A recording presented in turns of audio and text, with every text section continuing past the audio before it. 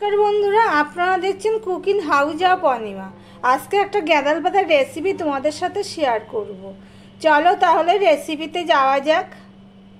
দেখো, গ্যাঁদাল পাতাগুলো আমি সব ধুয়ে নিয়েছি, বেছে নিয়ে এই গ্যাঁদাল পাতা। আর এখানে নিয়েছি দেখো কাঁচা লঙ্কা 6টা, আর রসুন নিয়েছি একটার একটু বেশি। এর সাথে আমি আরও একটা পাতার রেসিপি তোমাদের সাথে শেয়ার করব। যারা লাইক দিতে ভুলে গেছো, ভিডিওটি দেখছো, তারা চটপট একটা লাইক করে দিও।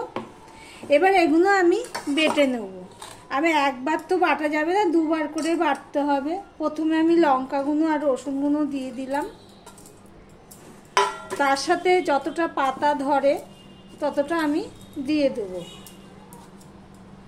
এদিকে দেখো কড়াই বসিয়ে দিয়েছি, কড়াইটা ভালো মতো গরম হয়ে গেছে। এবার আমি এখানে সাদা তেল দিয়ে দিলাম।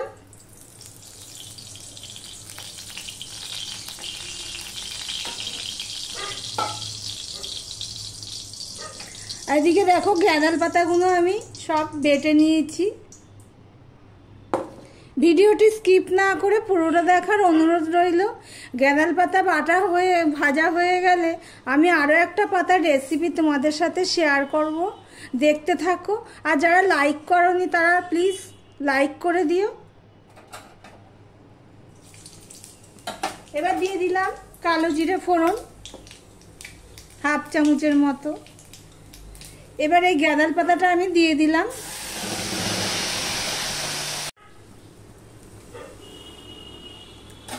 কড়াইটা খুব গরম করে নিয়েছি যাতে লেগে না যায়, সেই জন্য।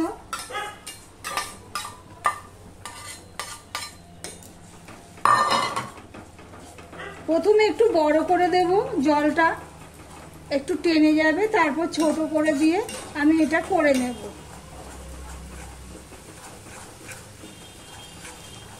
জলটা অনেকটা টেনে গেছে।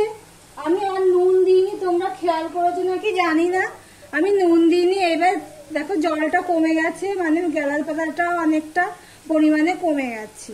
তাই জন্য এবার আমি সেই পরিমাণ বুঝে নুন দিয়ে দিচ্ছি। আমি এই নুনটুকু দিয়ে দিলাম স্বাদ অনুযায়ী। আর এখানে আমি আর একটুখানি 1 ফোঁটা হলুদ দিয়ে দিলাম, দিয়ে সমানে আমি নেড়ে যাব। নুন হলুদটা ভালো করে গ্যাঁদাল পাতার সাথে মিশিয়ে নিচ্ছি। গ্যাসটা বড় করে সমানে এইভাবে আমি নেড়ে গেছি, তাই আর চারিদিকে ছিটে ছিটে পড়েছে। আজকে তাও হাওয়া নেই।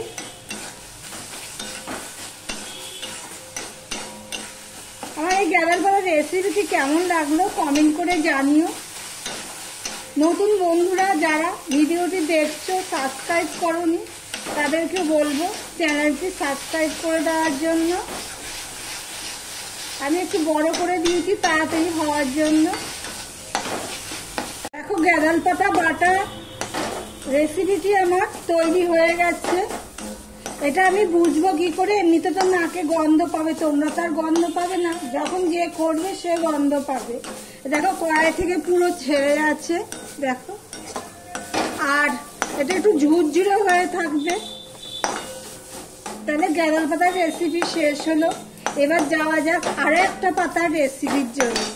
আমি গ্যাসটা অফ করে দিলাম।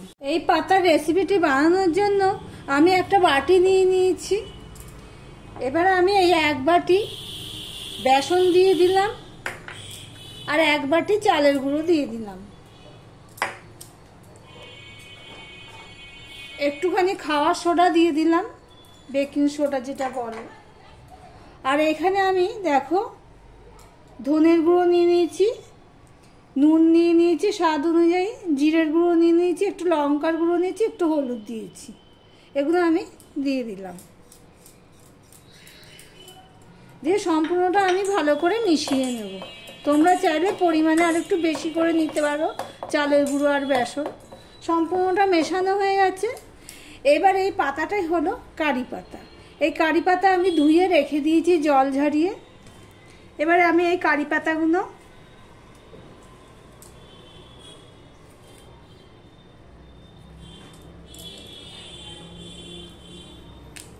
এর মধ্যে দিয়ে দিচ্ছি।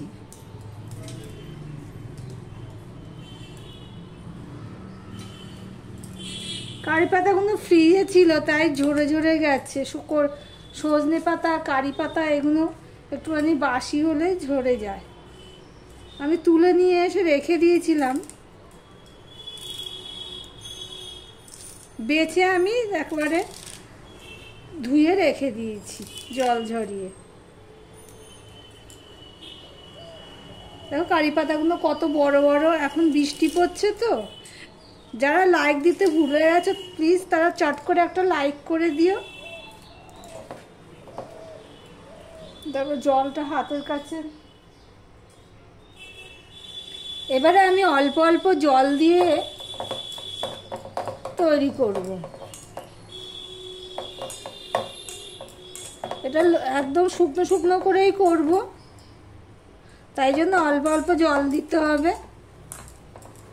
ওই কারি পাতাগুলো শুকাতে দিয়ে দেবো।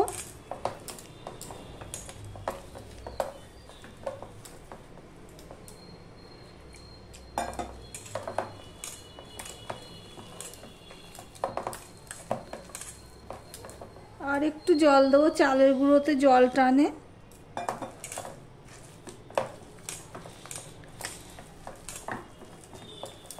দেখো এইভাবে আমি একটা ডো তৈরি করে নিলাম। দেখো কড়াই বসিয়ে দিয়েছি, কড়াই তেল দিয়ে দিয়েছি, তেলটাও গরম হয়ে গেছে। এবার মেখে রাখা কারি পাতা, চালের গুঁড়ো, বেসন এগুলো আমি নিয়ে এবার পকোড়ার আকারে ভেজে নেব। ছোট ছোট করে ভাজবো, তাহলে তাড়াতাড়িও হবে আর বেশ মচমচেও থাকবে।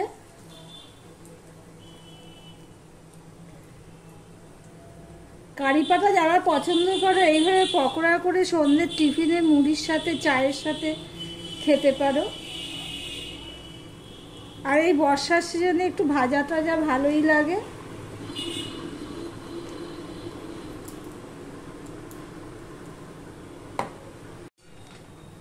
এক পিঠটা কিছুটা হয়ে গেলে আমি এভাবে উল্টে দেব, দিয়ে আমি একটুখানি এরমভাবে চেপে দেব, একটু চ্যাপটা চ্যাপটা করে দেব।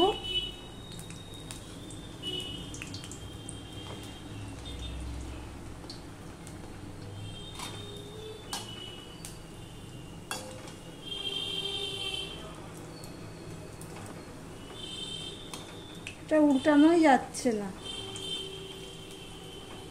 চেপে দিলাম, দিয়ে এবার উল্টে দিলাম।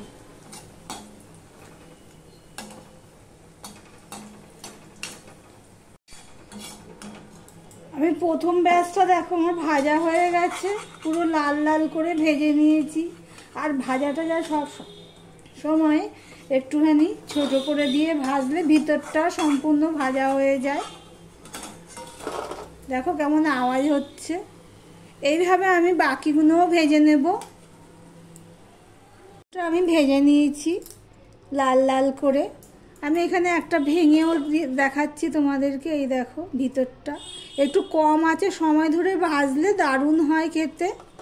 তাহলে কারি পাতার পকোড়া কেমন লাগলো কমেন্ট করে জানিও। ভিডিওটি আজকের মতন এখানেই শেষ করলাম।